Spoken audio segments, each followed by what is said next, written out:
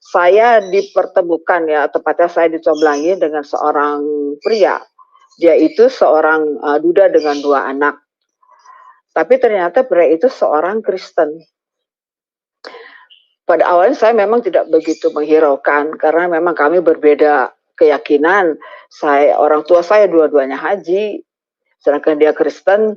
Itu di luar pemikiran saya. Suatu hal yang tidak mungkin dapat terjadi. Sudah hidup saya juga berat, hidup saya pahit, pasti di depan nanti akan juga ada masalah lain yang akan saya hadapi. Tetapi karena si pria ini yang sekarang sudah menjadi suami saya, dia ingin menjalin hubungan yang serius dengan saya. Dan beberapa kali saya pulang kantor, karena kebetulan kami satu gedung kantornya, beberapa kali dia mengantar saya pulang kantor, tapi hanya di drop di depan rumah dan dia pulang. Sampai suatu hari ibu saya melihat saya diantar oleh seorang pria, ibu saya bertanya, "Adek," katanya. Nah, panggilan saya di rumah itu adek. "Adek itu siapa?" "Itu teman saya, Bu," saya bilang itu kan. "Oh iya," katanya. Terus suatu saat si pria ini bilang sama saya, "Aku dong jangan cuma nganter aja, aku juga pengen turun dikenakan dengan orang tua kamu." Akhirnya saya minta izin kepada ibu saya, "Bu, teman saya ini pengen turun, pengen kenalan, pengen ngobrol dengan ibu, dengan papa, boleh nggak?" "Oh boleh deh, suruh turun aja ngobrol." Nah tapi dalam saat itu saya diberi mimpi, saya bermimpi. Saya mau pergi dengan dia menjemput saya bilang, "Saya tunggu, saya mau dandan dulu." Saya ambil pensil alis, tapi si tangan saya itu menggambar sendiri di pelipis saya, menggambar di pelipis kanan, di pelipis kiri. Pas ketika saya ngaca, saya lihat, "Loh kenapa itu gambar Nabi Isa?" Saya bilang di pelipis.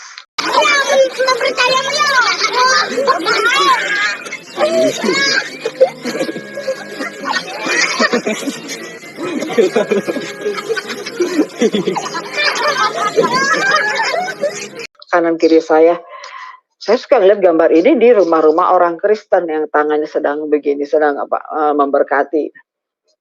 Sudahlah, itu hanya mimpi biasa aja gitu. Nah, sampai suatu hari suami saya dia harus pindah tugas ke Sumatera, tepatnya ke kota Jambi ya. Dan sebelum dia berangkat ke kota Jambi, saya diperkenalkan dulu ke orang tuanya. Saya dibawa ke rumah orang tuanya. Nah, saya duduk di ruang tamu saat itu. Di depan saya di tembok rumah itu ada di dinding rumah itu ada gambar Nabi Isa. Saya perhatikan gambar itu. Oh tiba-tiba tangannya bergerak. Tangannya tuh begini dia. Dia bergerak-gerak. Saya hanya tundukkan kepala, saya lihat lagi. Apa saya salah lihat ya? Gambar itu bergerak. Saya lihat lagi, malah kepalanya ngangguk-ngangguk. Ngangguk ini, kayak manggil gitu kan. Sini, sini gitu. Lancang.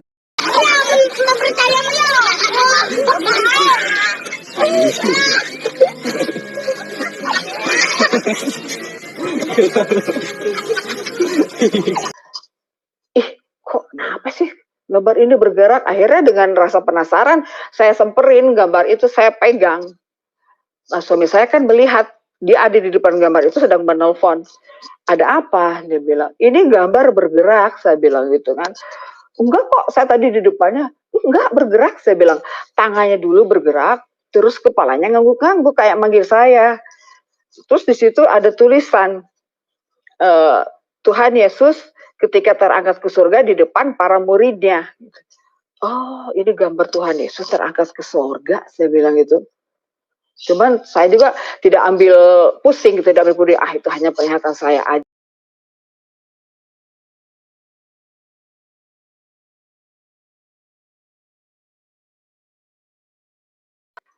Hari Minggu saya akan dilamar, hari Kamis ayah saya menelpon saya ke kantor saya bahwa, "Adek, batalkan lamaran itu." Saya kan kaget. "Kenapa, Pap?" "Tidak boleh kamu menikah dengan yang beda agama. Haram. Tidak boleh, dosa. Kecuali kalau dia mau menjadi muslim.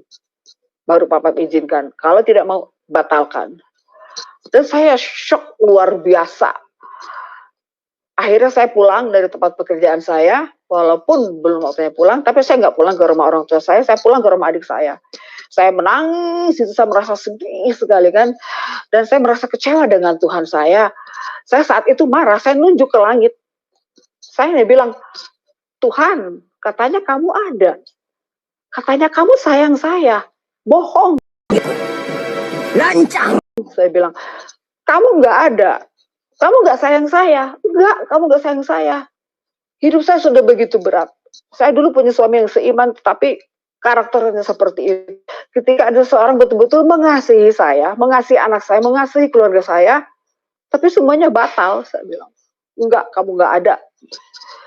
Terus saya melamun sendiri di ruang tamu, saya sambil melihat TV saat itu. Tiba-tiba saya melihat ada salib berkelebat lewat di depan TV. TV, salib itu lewat. Saya masih ingat dari kanan ke kiri, lewat melayang gitu di depan TV itu. Dia berkilau-kilauan, seperti permata, seperti berlian, berkilauan. Saya Gari, Gari.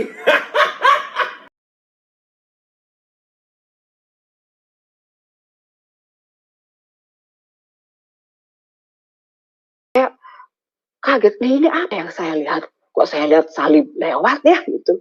Terus saya lihat ke TV, acara di TV waktu itu ada penyanyi dengan beberapa penari latar. Tetapi si penari latar itu memakai sabuk dari rantai, ujungnya salib besar-besar. Saya heran, kok sekarang boleh ya di TV ada pakai lambang salib, padahal itu bukan acara Natal gitu. Nah,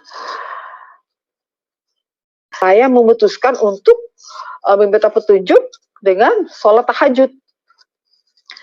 Nah, waktu sholat tahajud itu saya berdoa, Tuhan, saya nggak menyebut Tuhan Yesus, saya menyebut Allah Subhanahu Wa Taala. Saya hanya bilang Tuhan, Tuhan, tolong berikan aku petunjuk-Mu, tolong tunjukkan diri-Mu, tolong Tuhan.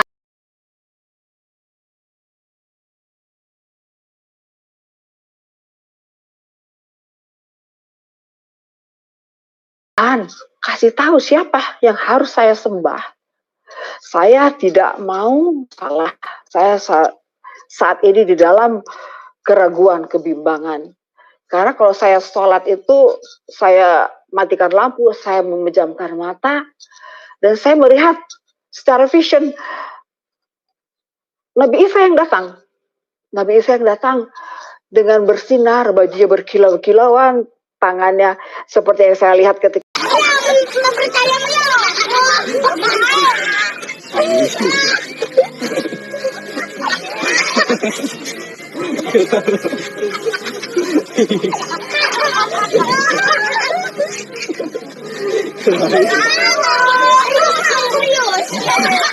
di gambarnya di rumah mertua saya dulu, dan saya merasa kaget.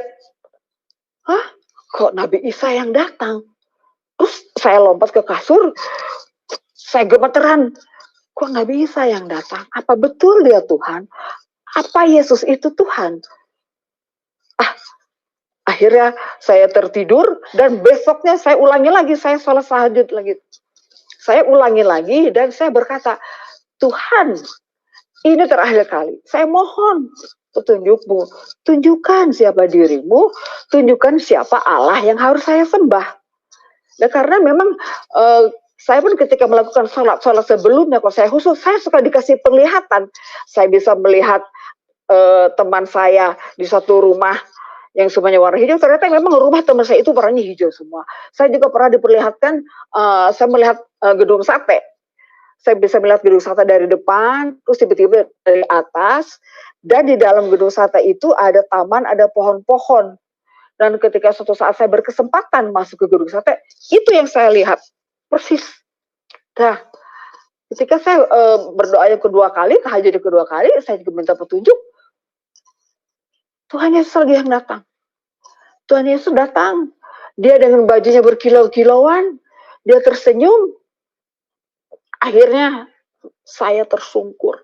Saya tersungkur, saya bersujud. Tuhan Yesus, aku serahkan hidupku. Aku serahkan hatiku kepadamu. Aku menerima Engkau sebagai Allahku. Engkau ada Allah yang harus saya sembah. Engkau Allahku. Dan saya menangis saat itu.